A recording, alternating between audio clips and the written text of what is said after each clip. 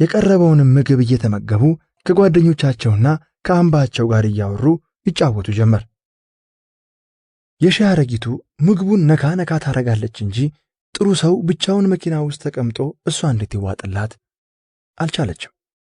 በዚህ ሁኔታ ውስጥ ቆይተው የምግቡ ጊዜ አብቅቶ ገበታው ተነሳ። የተለያዩ መጠጦች ቀርበው መጠጣት ተጀመረ።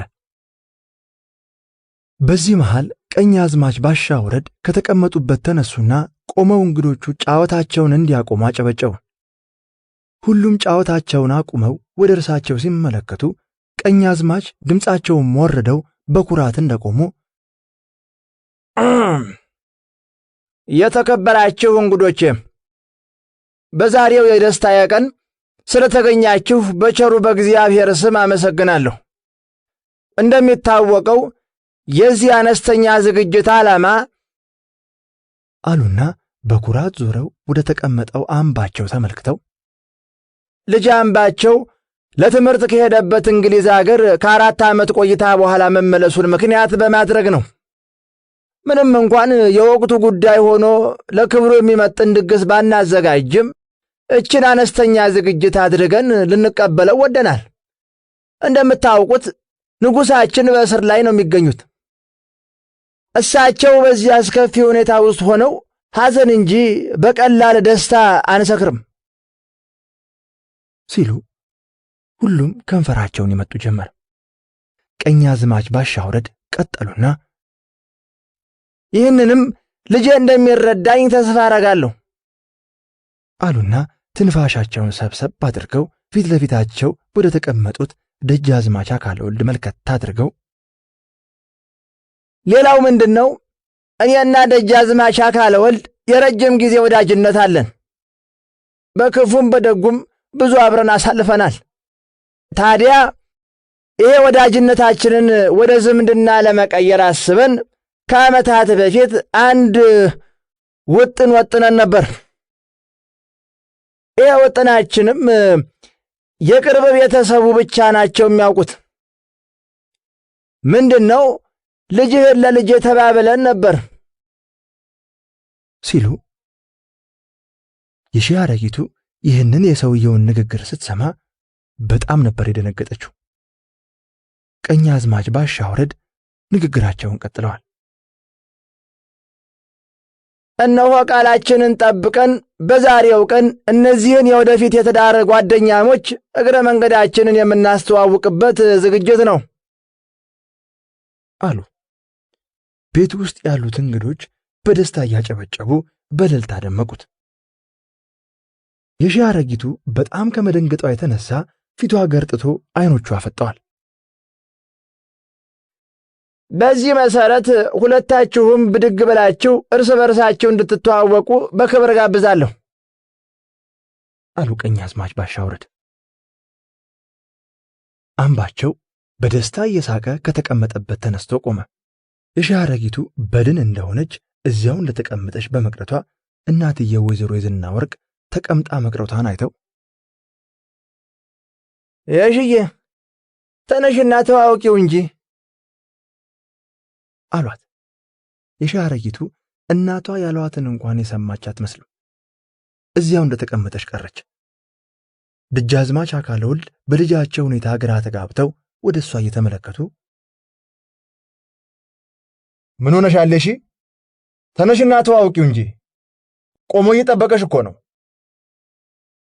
ብለው ቆጣ ብለው ሲናገሩ በአባትየው የቁጣ ንግግር ድንግጥ ብላ ከተቀመጠችበት ተነስታ ፊት ለፊቷ የቆመውን አምባቸውን ለመጨበጥ ቀስ ብላ እየቀፈፋት እጇን ዘረጋችው።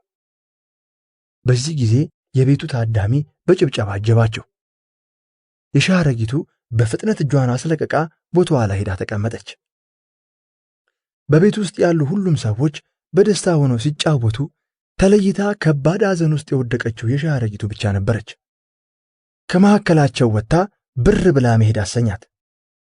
እየሳቁ በማስካካት ዙሪያዋን የከበቧት ደስታዋን ሊነጥቋት የተሰበሰቡ ጠላቶቿ መስለው ታዩአት። በርግጥም ናቸው። ከዚያ የመሰለ የደስታ ሕይወት አውጥተው ሕይወቷን ሊያበላሹ የተሰበሰቡ ጠላቶቿ። እምባዋ ገንፍሎ ሊወጣ ይታገላታል። እንደምንም ተቋቋመችው። ሰዓቱ እየመሸ በመሄዱ ዝግጅቱ ማብቂያ ሆኖ ተመራርቀው በመሰነባበት ሁሉም እየወጡ ወደ መጡበት ተመለሱ። እነ ደጃዝማች አካለ ወልድም ተያይዘው ወደ ቤታቸው ተመለሱ። የሻረጊቱ ሰፈር ደርሰው ከመኪና እንደወረዱ ወደ ክፍሏ እየፈጠነች ሄዳ ከገባች በኋላ በሩን ዘግታ አልጋዋ ላይ ተደፍታ ስታለቅስ አደረች። ክፍል 25 በማግስቱ ጠዋት በከተማው ውስጥ ያለው ግርግር ተረጋግቶ ትምህርት ቤት የተጀመረ መሆኑን ጓደኞቿ ስልክ ደውለው ስለነገሯት የሞት ሞቷን ከመኝታዋ ተነስታ ልብሷን ትለባብስ ጀመር። ከክፍሏ ባትወጣ ደስተኛ ነች። ሌሊቱን እንቅልፍ ሳይወስዳት ነው ስታለቅስ የነጋው።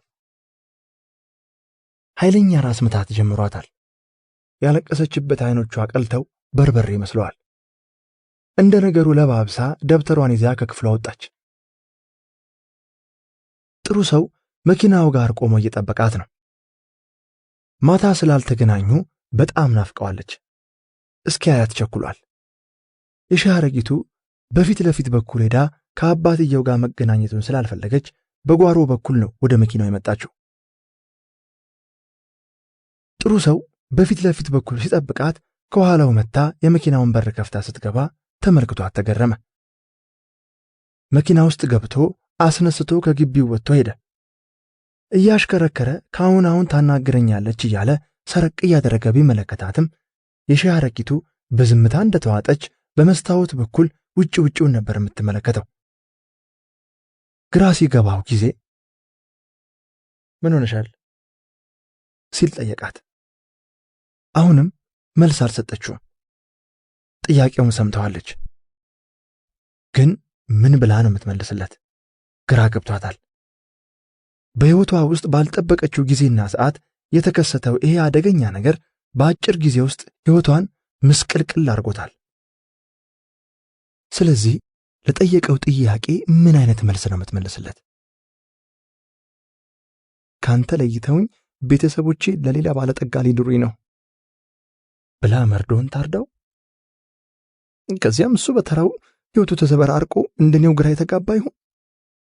እንደዚያ ሲሆን ከማይ ደግሞ በሞት እመርጣለሁ። በፍጹም በሕይወት እያለው እሱ አንድ ነገር እንዲሆን አልፈልግም። ከሱ በፊት እኔን እንዲያስቀድመኝ እመርጣለሁ በማለት እያብሰለሰለች ከራሷ ጋር ሙግት ገጥማ በዝምታ እንደተዋጠች ጥሩ ሰው ሌላ ጥያቄ ሰነዘረ። ቆይ ምንድን ነው የሆንሽው? ለምን አትነግሪኝም? አላት። ጨነቃት። ምን ብዬ እንደምነግርህ ጨንቆኝ እኮ ነው የኔ ፍቅር ስትል በውስጧ ለራሷ ተናገረች። እርሱ አልሰማትም። ለጠየቀው ጥያቄ መልስ ይፈልጋል። በዚህ አጣብቂኝ ውስጥ ሁለቱም ተወጥረው እያለ ከዚህ ቀደም በመኪና ጭነውት የነበረው ሕፃን አቡሽ ከፊት ለፊታቸው መንገዱ ላይ እንደ ወታደር ከኮባ ቅጠል የተሰራ ጠመንጃ አንግቶ የሚያውቃት መኪና በመምጣቷ በደስታ እየተፍለቀለቀ አያቸውና ትከሻው ላይ አንግቶ የነበረውን የኮባ ጠመንጃ አውርዶ ፊቱን አኮሳትሮ ጠላቱን ሊጥል እንደሚያልም ቆፍጣና ወታደር በርከክ ብሎ ወደፊት አነጣጠረ። አንድ አይኑን ጨፍኖ ወደምትመጣው ቮልስዋገን መኪና አነጣጥሮ የኮባው እንጨት ላይ በስለት ተቆርጠው ቀጥ አድርጎ ያቆማቸውን የኮባውን ልጣጮች አጠገቡ ሲደርሱ በአንደኛው እጁ መዳፍ መጥቶ ሲጥላቸው ድምፅ አሰሙ። ሕፃኑ አቡሽም ኢላማው ገብቶለት ግዳዩን እንደጣለ ጀግና ተነስቶ ጮኸ። ጩኸቱ ለእርሱ ፉከራው ነበር።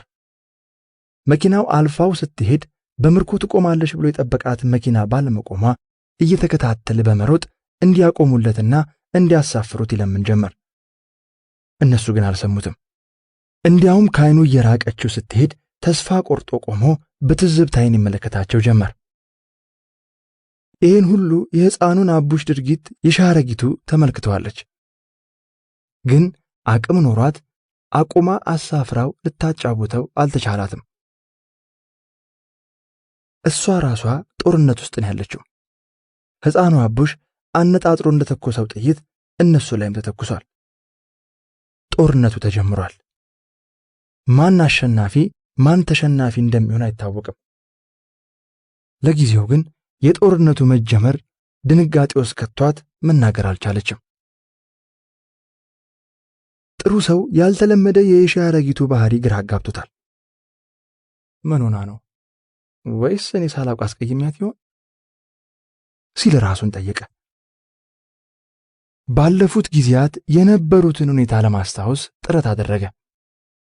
ግን ምንም ትውስ የሚለው የሰራው ጥፋት አልመጣልህ አለው። ታዲያ ምን ሆና ነው የምትዘጋኝ? መልስ በሌለው ጥያቄ ውስጥ ተተራመሰ። ከዚህ በላይ ብዙ መሄድ አልቻለም። መልስ ማግኘት አለበት፣ አለበለዚያ ጭንቅላቱ በጥያቄ ሊፈነዳ ነው። ሕይወቱን በተስፋ የሞላች ጎዶሎነቱን የደፈነችለት የፍቅር መናው እንዲህ በአጭር ጊዜ ተቀይራ ማግኘቱ ለዚያውም በማያውቀው ሁኔታ ህልም ነው የሆነበት። እናም ትክክለኛው መልስ ማግኘት ስላለበት መኪናዋን አቀዝቅዞ ዳር አስይዞ አቆማት። ከዚህ በላይ መጓዝ አልቻለም። ያቺ ሁሉን ነገር ጥላ ንጹሕ ፍቅር የሰጠችው የፍቅር እመቤቱ ምን እንደሆነች ማወቅ አለበት። እባክሽ እሺ፣ ጭንቅላቴ ተበጥብጦ ሊፈነዳ ነው። ይሁንሽውን ንገሪኝ። የሺህ አረጊቱ ምን ያህል እንደተጨነቀ አውቃለች። ብታውቅስ ምን ማድረግ ትችላለች? ዝምታዋ ደግሞ ተጨማሪ ጭንቀት እንደሚፈጥርበት ስታስብ ደግሞ እሷ ራሷ ሌላ ጭንቀት ውስጥ ገባች። ምን አለ ትላንትናዋ ቀን ባልተፈጠረች ስትል ረገመች። በአንድ ጊዜ ከጣፋጭ የሕይወት ደስታ ጽልመት ወደ ወረረው ሐዘን የቀየረች ጥቁር ቀን ነበረች። ተጨነቀች። እንባ የተናነቃት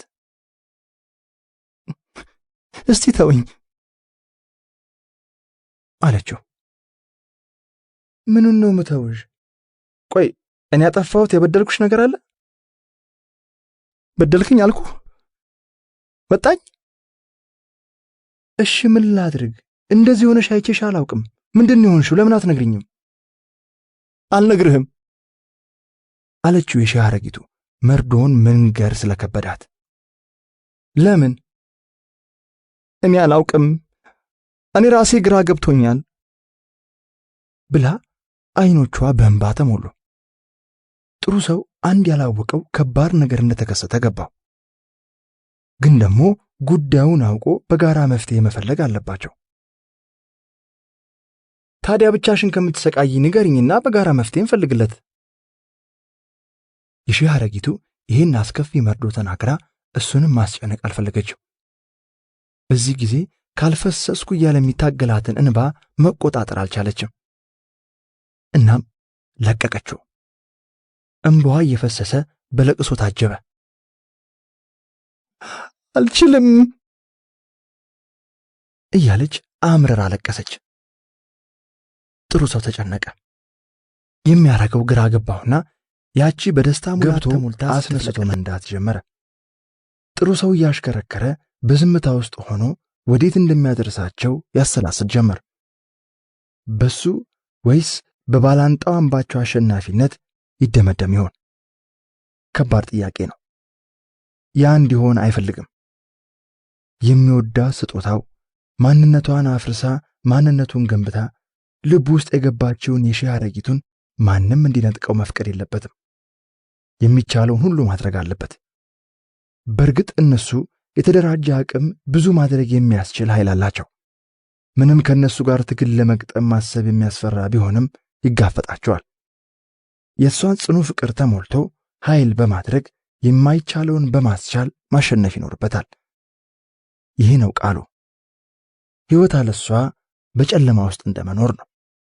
ብርሃን ሆና ሕይወቱን ያበራችለትን ገጸ በረከቱን አሳልፎ መስጠት ያገኘውን ብርሃን እንደማጣት ነው። ስለዚህ መበርታት፣ ወደ ሰፊ መሆን ይጠበቅበታል።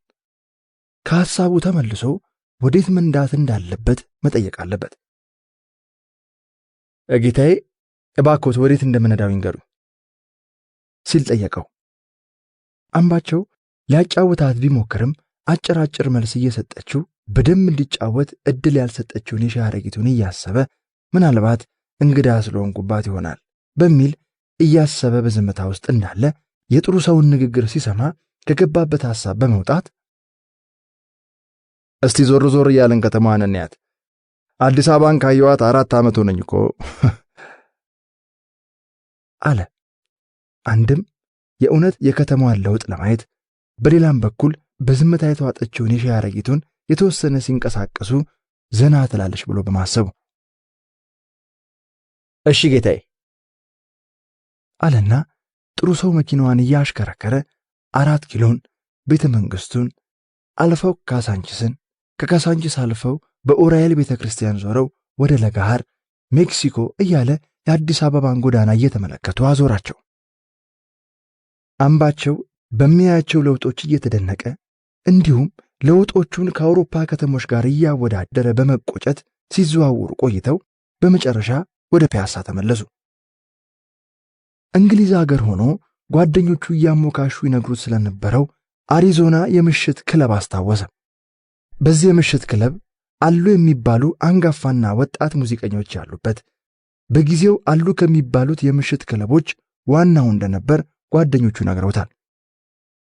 ስለዚህ ይህንን የምሽት ክለብ ዛሬ ማየት አለበት። ክለቡ የሚገኝበት አካባቢን ጠይቀው ወደዚያው አመሩ።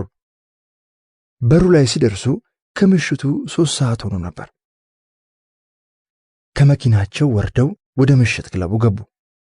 ጥሩ ሰው መኪና ውስጥ እንደሚጠብቃቸው ቢነግረውም ያሳየውን አክብሮት እንደ ውለታ በመቁጠር አብሯቸው እንዲሆን ጋብዞት አብረው ወደ ውስጥ ገቡ። እንደገቡ የሲጋራ ሽታ ተቀበላቸው። በዚህ ጊዜ የሻይ አረጊቱ ያ በቀድሞ ሹፌሯ ተጠላው የነበረው አስጥሊታ ሽታ ሲቀበላት አቅለሸለሻት። በሰዎች መሃል አልፈው ባዶ ቦታ ፈልገው ተቀመጡ።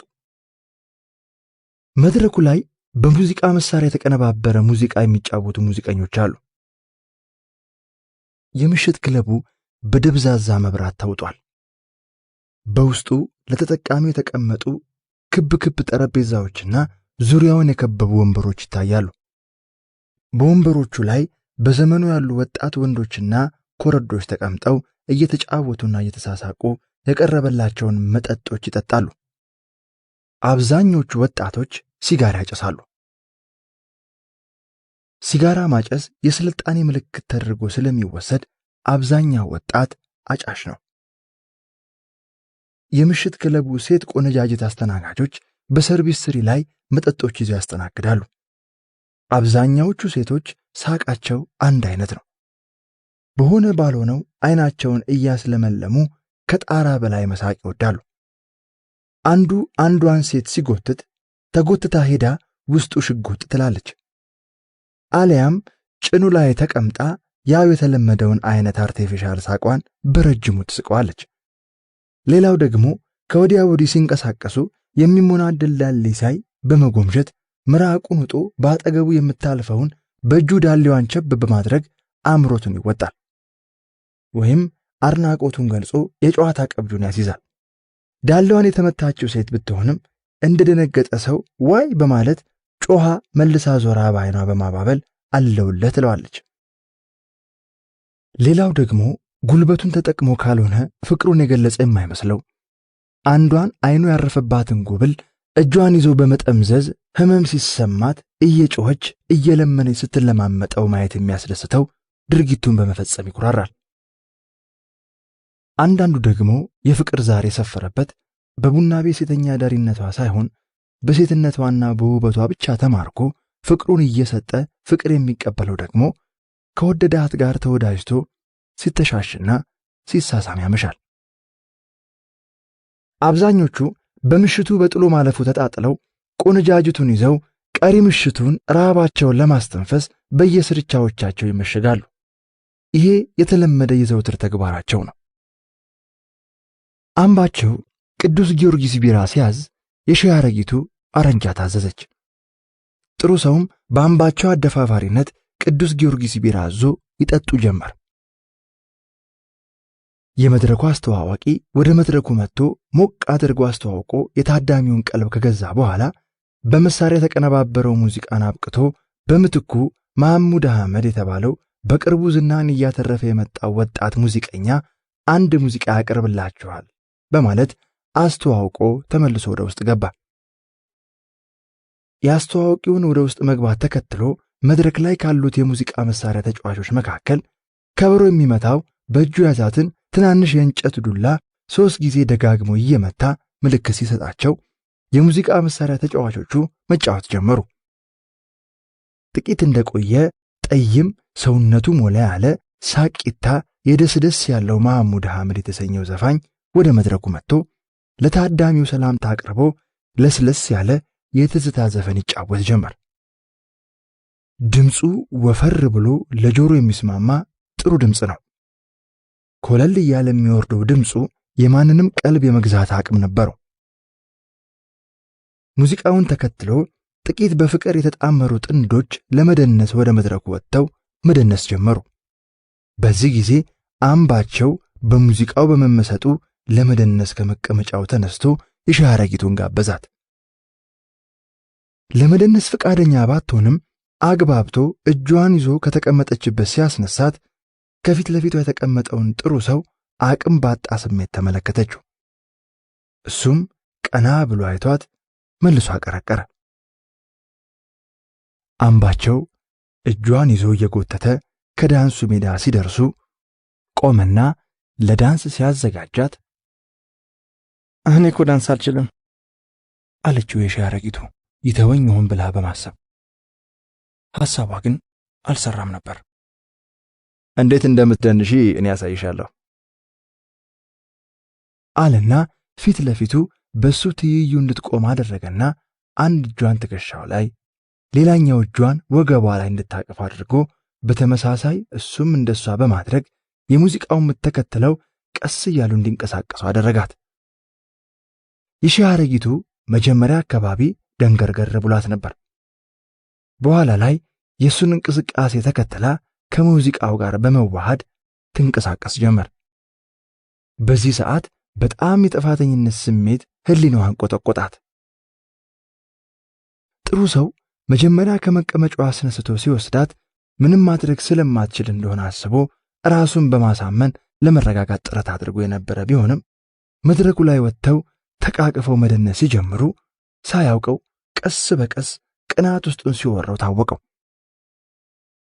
በዚያ ሁኔታ እነሱ ተቃቅፈው እየደነሱ ቁጭ ብሎ ማየት ስላልቻለ ተበሳጭቶ ከተቀመጠበት ተነስቶ ወደ ውጭ ወጣ።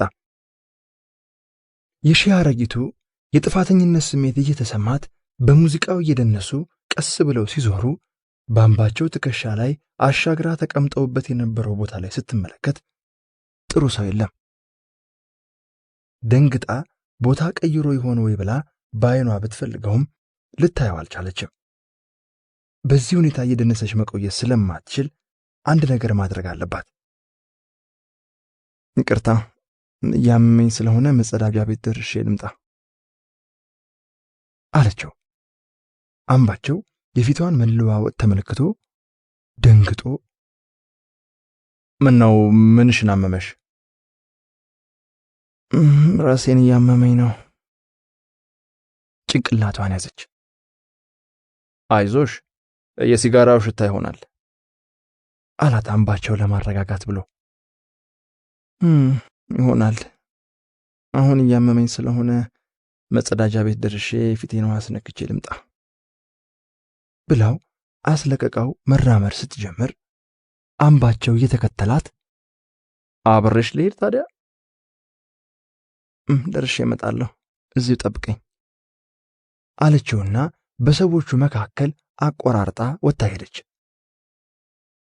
አምባቸው እንደ ቆመ ወደ ውጪ የምትወጣውን የሻረጊቱን በዓይኑ ተከትሎ ሸኛትና ወደ ቦታው ተመልሶ ተቀመጠ።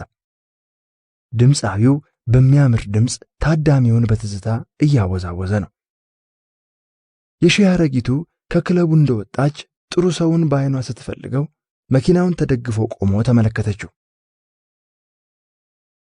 በሁኔታው እንዳዘነ አውቃለች። ቀስ እያለች ተራምዳ አጠገቡ ደርሳ ቆመችና ምን ላድርግ እሺ አለችው። ጥሩ ሰው መልስ አልሰጣትም። ውስጡ በእልህ እየተቃጠለ ዝም አላት። እንዳዘንክ ይገባኛል አለችው። መልስ ሳይሰጣት ዝም ስላላት ጥሩ ሰው እንዳዘነ ወደፊቱ ርቆ እየተመለከተ ባዝንስ ምን አመጣለሁ ብለሽ ነው አለ። እኔስ ምን ማድረግ እችላለሁ? ማድረግ የምትችውንማ አደረግሽ። ይልቅ ይጠብቅሻል ሂጂ። እዚህ ቆመሽ ከእኔ ጋር ቢያይሽ ጥሩ አይመጣም አላት። የሻረጊቱ በንግግሩ ተበሳጨች። በዚህ አይነት ሁኔታ ይረዳኛል ብላ ስላልጠበቀችው እንደዚህ አትበለኝ፣ እንዲህ አይነት አጉል ንግግር እየተናገርክ አታበሳጨኝ እባክህ አለችው። ጥሩ ሰው ስሜታዊ ሆኖ ቁጣው ገነፈለ። ለምን ትበሳጫለሽ? ለምን አልበሳጭም? አንቺማ ለምን ትበሳጫለሽ?